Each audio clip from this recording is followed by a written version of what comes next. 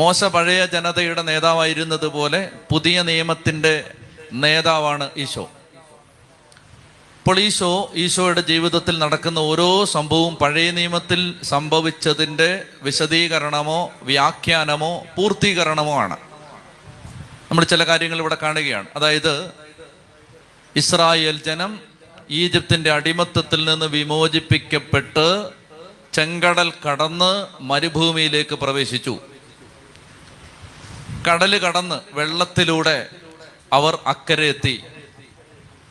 പുതിയ ഇസ്രായേലിൻ്റെ നാഥനായ, പുതിയ ജനതയുടെ ആരംഭകനായ, പുതിയ ജനതയുടെ നാഥനായ ഈശോ ജോർദാനിലെ വെള്ളത്തിലൂടെ അവൻ ആ ജനതയെപ്പോലെ അവൻ്റെ പരസ്യജീവിതം ആരംഭിക്കുന്നതിന് മുമ്പ് ചെങ്കടലിലൂടെ ആ ജനം കടന്നതുപോലെ ജോർദാനിലെ